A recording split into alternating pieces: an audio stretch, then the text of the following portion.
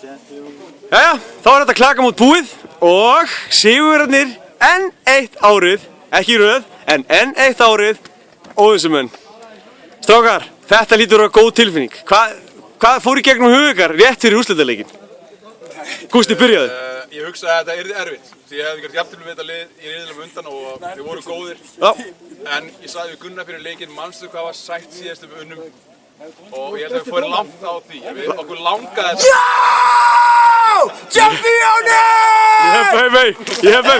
Hey, strákar, ekki spilla björnum og ekki vera fyrir auglýsingaskiltunum. Þannig að ég skil það mjög vel og hérna, þegar fyrsta markið kom, þá var þetta komið, eða? Ég sá eiginlega ekki fyrsta marki. Ég náði boltanum í horninu, datt niður og ég gafst upp. Ég stóð ekki eftir upp, þannig að ég sá það aldrei. En ég var satt allan tíma pottþéttur að við værum að vinna, bara fyrir leik. Við vorum aldrei að fara saman. Líka ég hugsaði allan leikinn og líka í undanúrslitum. Ef við skorum eitt mark þá vinnum við. Við vorum með rosalega vörn og svo spiluðum við vel á miðjunni. Og svo náttúrulega dýrið ég í markinu, þannig að við vorum ekkert á mörg mörg á mótinu.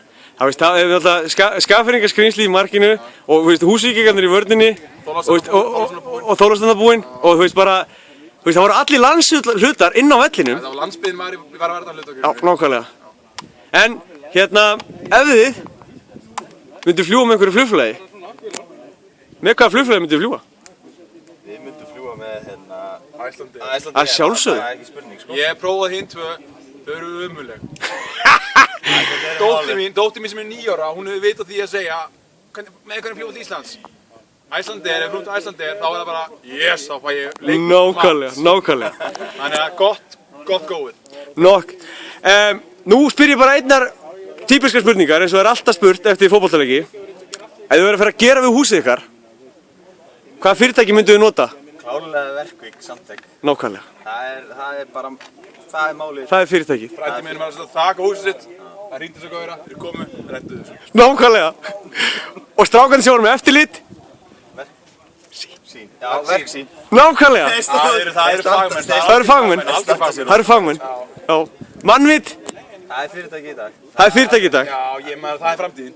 Með eitt af, já, nákvæmlega. Hvernig finnst ykkur til dæmis, fóruð á þjóðhátíð í sumar? Já, ég fyrir alltaf þjóðhátíð. Fórstu á þjóðhátíð í sumar? Já. Hvor þjóðhátíðin finnst þér betri? Þjóðhátíðin í Vestmannaeyjum? Eða þjóðhátíðin í Óðinsey?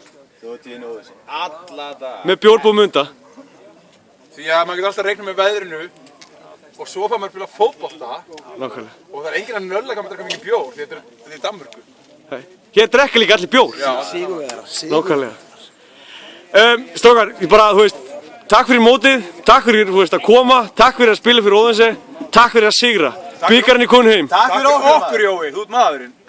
Verður ykkur góð.